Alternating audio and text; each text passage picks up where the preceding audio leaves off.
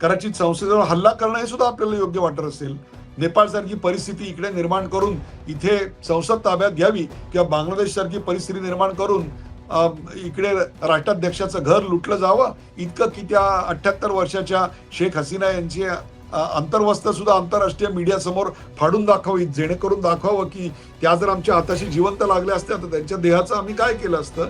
हे सगळं या देशामध्ये तुम्हाला बघायचंय का? ही जनजी आहे का मला सांगा तुम्ही. एकीकडे मुलं 11 लाख मुलं नीट क्लिअर करून आता आपलं मेडिकलचं करिअर करायला उत्सुक आहेत, ते त्यांच्याकडे बघायचंय का? वयाच्या 28 वर्ष ॲव्हरेजेस असताना त्या स्कायरूट मधली स्पेस सायंटिस्ट आज खुद के बलबूते पे रॉकेट तयार करून त्याच्यावर सॅटेलाइट बसवून ते लॉन्च करतायत. ते सायंटिस्ट आपल्याला डोळ्यासमोर ठेवायचे. कुठला भारत आपल्याला नेमका हवा आहे? कदाचित माझे विचार पटणार नाहीत, कारण असे विचार मांडले की गोदी मीडिया असतात, पाकिटं येणारी असतात. कुठे आहेत ती पाकिटं? दाखवा तरी एकदा.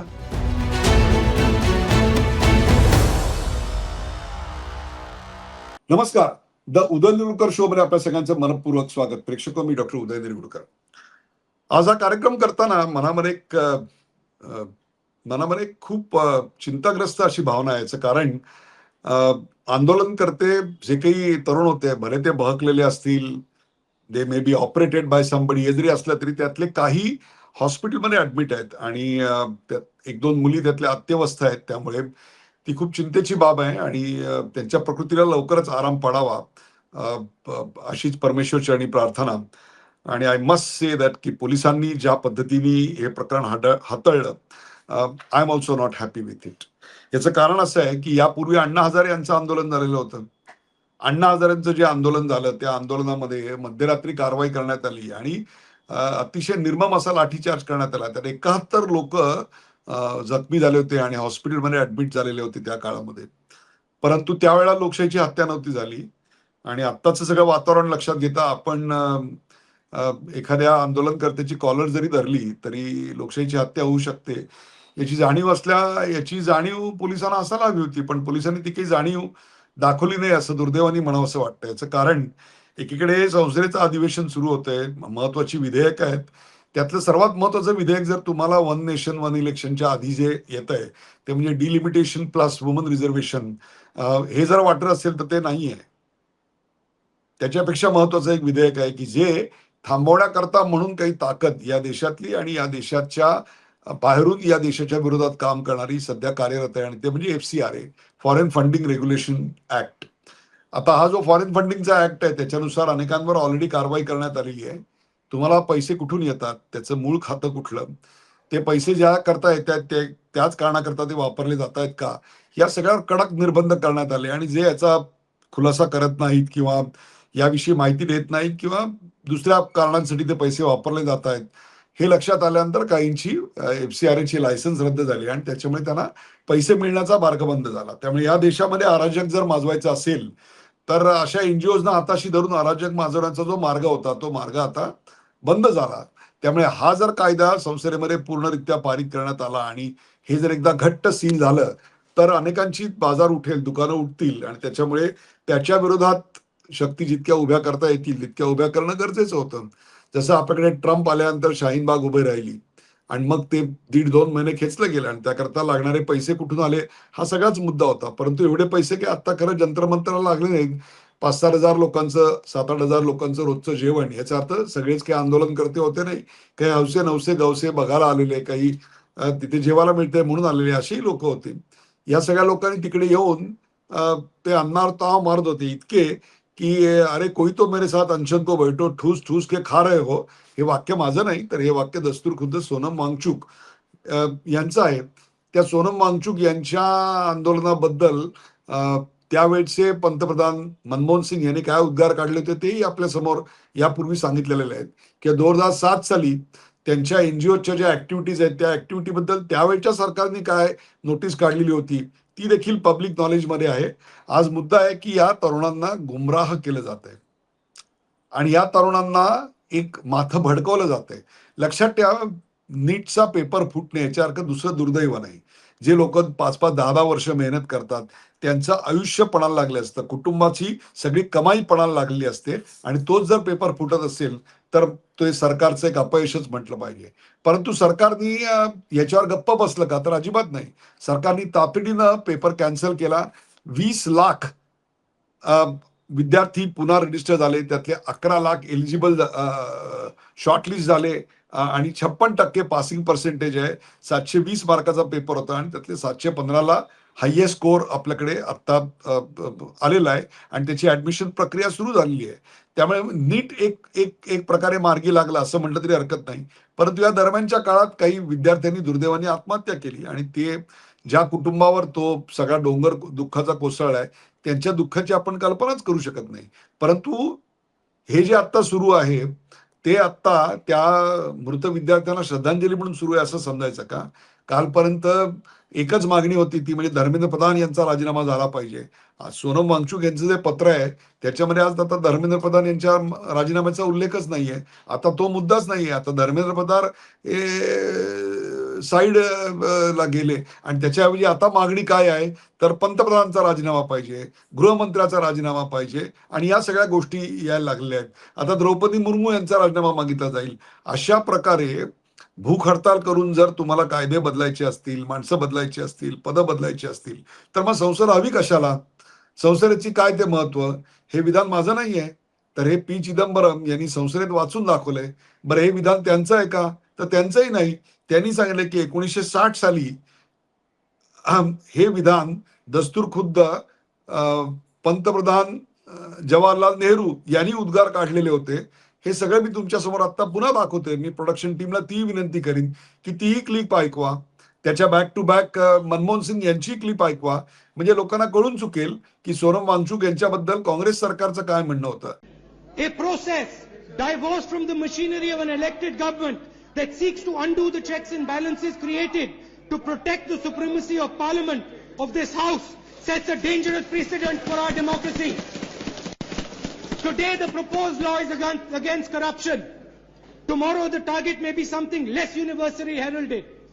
It may attack the plurality of our society and our democracy. We are now emerging as one of the important players on the world stage. There are many forces that would not like to see India realize its true place in the comity of nations. We must not play into their hands. We must not create an environment in which our economic progress is hijacked by internal dissension. We must keep our mind focused on the need to push ahead with economic progress of the Madam, we read something from many years ago that we first quoted. We have a parliament in which we try to explain our respective points of view to each other and come to decisions. Should we close down parliament and put a lock on it and undertake hunger strikes to come to decisions? This would only mean that whoever was able to undertake the longest hunger strike would win and get his demand accepted. It is neither democracy nor anything else. It is an utterly wrong path. If I had said it, I'm sure many will pounce on me.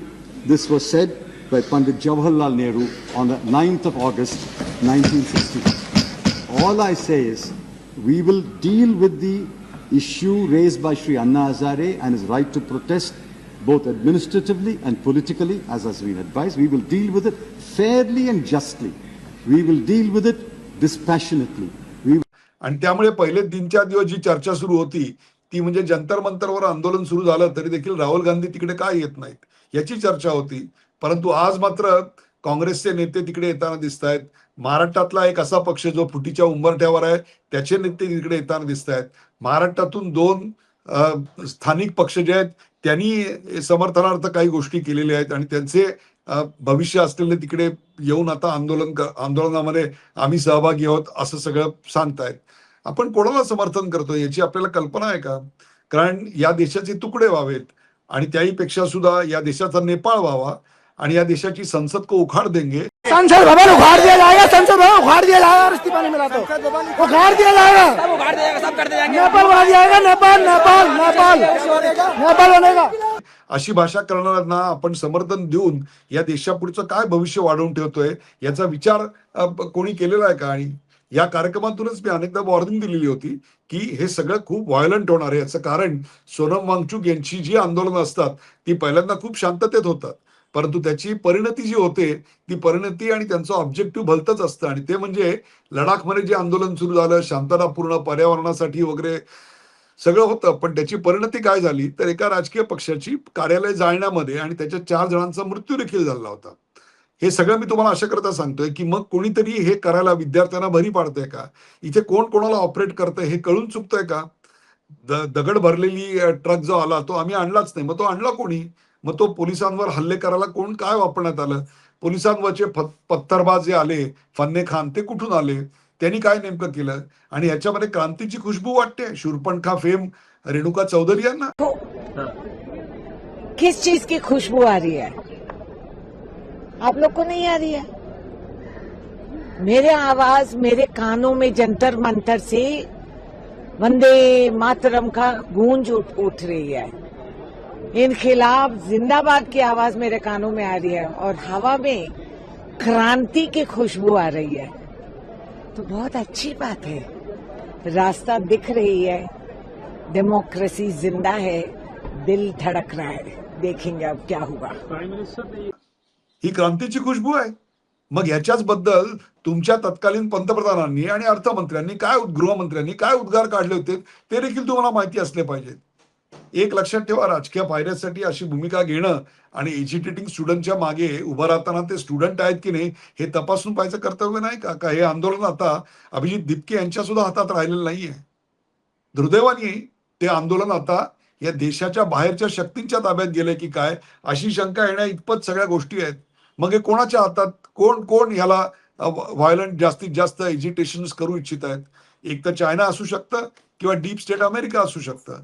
यापूर्वी देखील Hindenburg आलं होतं तेव्हा मी वारंवार प्रश्न उपस्थित करत होतो की हिंडनबर्गचा क्रेडिबिलिटी काय, हिंडनबर्गचे हेतू काय? आणि आज हिंडनबर्ग आम्हाला कुठेही दिसत नाही. भारतीय शेअर मार्केटला डॅमेज करायचा पुरेपूर प्रयत्न त्यांनी त्या सगळ्या मार्गातून केलेला होता. हे सगळं मी तुम्हाला अशा करता सांगतोय की आज तशीच एक व्हायलंट परिस्थिती आणि युद्धसदृश्य परिस्थिती दिल्लीमध्ये उभी राहते, पण इकडे शत्रू देशाबाहेरचा नाही तर आपलेच वाट चुकलेले आणि बेभान झालेले काही तरुण आहेत. त्यांना आज नेमकं समजावणार कोण? ते त्यांचा वापर केला जातोय हे त्यांना सांगणार कोण? अशी परिस्थिती आज आपल्याकडे निर्माण झाली आहे आणि हेच आत्ताचा सर्वात मोठा प्रश्न आहे. सरकारनी काही बोलायचं ठरवलं तरी ते चूक, आणि सरकारने जे बोलायचं नाही ठरवलं तरी ते चूक, आणि जंतर मंतरवर मात्र सर्व प्रकारचे हौशे नवशे गवशे येऊन नाच गाण्याचे कार्यक्रम सुद्धा करून जात आहेत. त्यांची मागणी जी आहे त्या मागणीविषयी तुम्ही निवेदन दिलं, ते निवेदन स्वीकारलं गेलं. त्या निवेदनात स्वीकारलं गेलं त्याच्यात पुन्हा आम्हाला 2 तास बसवून ठेवलं. त्याच्याविषयीचा राग आहे. म्हणजे जेणेकरून काही ना काहीतरी इथे रोज असंतोष घडवायचा, अशा प्रकारे आंदोलन व्हायची काय पहिली वेळ आहे का? यापूर्वी कृपापात्री महाराज मला आठवतंय त्यांनी गोरक्षासाठी म्हणून एक आंदोलन केलं होतं. गोवध बंद्या हत्या कायदा आला पाहिजे याकरता इंदिरा गांधींच्या समोर त्यांनी आंदोलनं केली होती. तेव्हा प्रचंड प्रमाणात गोळीबार केला होता. त्यावेळेचे जे ऍक्टिव्ह पत्रकार आहेत ते सांगतात की अक्षरशः ट्रक भरून प्रेतं नेण्यात आलेली होती. आज या वेळेला सरकार आणि पोलीस हे संयमाने गेले होते, परंतु पोलिसांवर जेव्हा पथराव व्हायला लागला तेव्हा पोलिसांनी काय करणं अपेक्षित होतं? कशा प्रकारचा प्रतिकार पोलिसांनी करायचा होता?